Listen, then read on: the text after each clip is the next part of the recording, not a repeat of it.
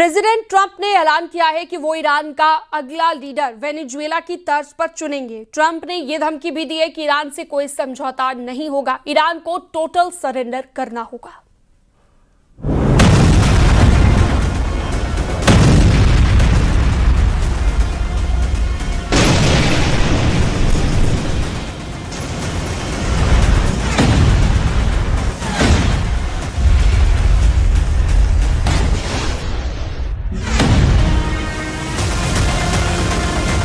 क्या Trump tower को उड़ा देगा ईरान?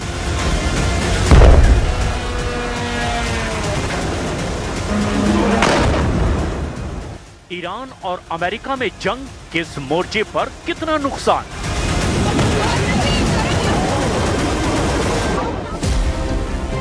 तेहरान से खाड़ी तक किसे कितना झटका?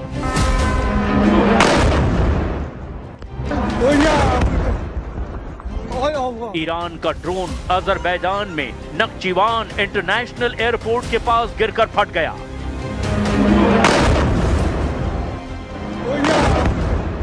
धमाके के बाद अफरा तफरी मच गई। इस हमले के बाद राष्ट्रपति इल्हाम अलीयेव आग बबूला हो गए।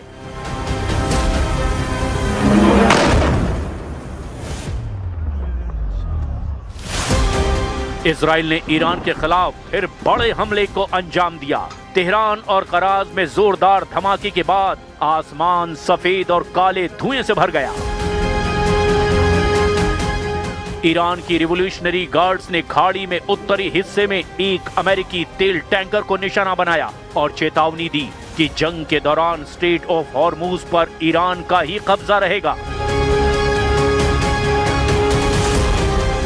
अमेरिका और इजराइल अब तक 2000 मिसाइलों से 2000 से ज्यादा टारगेट को हिट कर चुके हैं, जबकि इसके मुकाबले ईरान ने 2500 से ज्यादा मिसाइलें और ड्रोन अटैक करके कई सौ ठिकानों पर हमले किए। दावा है कि जंग में अमेरिका 200 से ज्यादा टॉमहॉक, हाइमार्स और जेडैम जैसी घातक मिसाइलों का इस्तेमाल कर चुका है।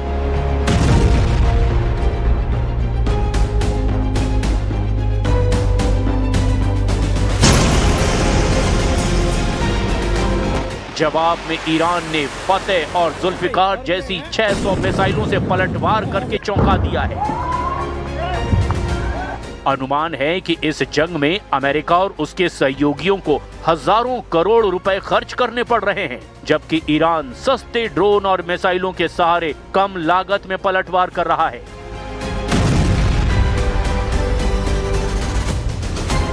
एक टॉमहॉक क्रूज मिसाइल पर अमेरिका को 12 से 16 करोड़ रुपए खर्च करने पड़ते हैं। हाइमार्स गाइडेड रॉकेट पर करीब 1.2 से 1.7 करोड़ रुपए खर्च आते हैं। जेडैम स्मार्ट बम पर लगभग 25 लाख से 1 करोड़ रुपए तक खर्च होता है।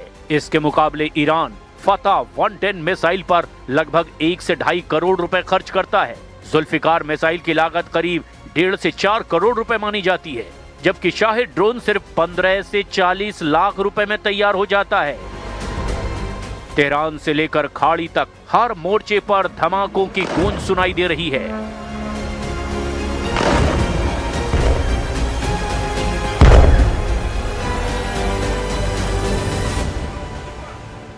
कहीं मिसाइलें आसमान चीर रही है तो कहीं ड्रोन हमले नए मोर्चे खोल रहे हैं।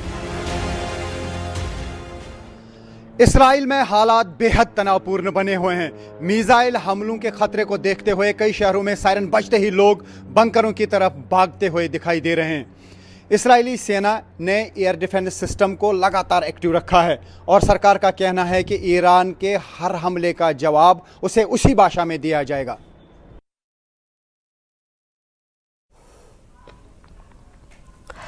जौनसार बावर का जनजातीय क्षेत्र अपनी प्राकृतिक खूबसूरती और सांस्कृतिक पहचान के लिए जाना जाता है, लेकिन अब यहाँ के रिजर्व फॉरेस्ट में लगातार अवैध कब्जे बढ़ रहे हैं। स्थानीय लोगों का आरोप है कि बीते कुछ सालों में कई जगहों पर कब्रिस्तान बनाए गए, जिससे वन क्षेत्र का स्वरूप बदलता जा रहा है। रिपोर्ट आपको दिखाते हैं।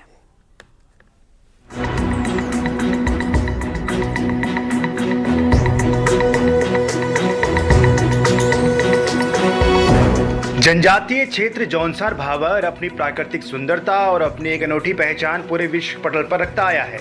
लेकिन अब यहाँ की बदलती डेमोग्राफी और डेमोग्राफी चेंज के बाद अब आरक्षित वन क्षेत्र में व्यापक रूप से कब्जे और बड़े पैमाने पर अवैध रूप से तैयार किए गए कब्रिस्तान कई सवाल खड़े कर देता है।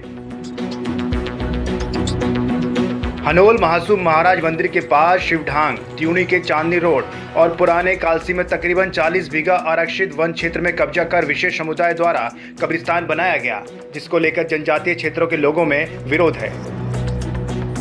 यहाँ त्यूनी क्षेत्र में मुस्लिम आबादी जो है निरंतर बढ़ती जा रही है, जिससे जो वन क्षेत्र हैं, वन क्षेत्र में रिजर्व फॉरेस्ट में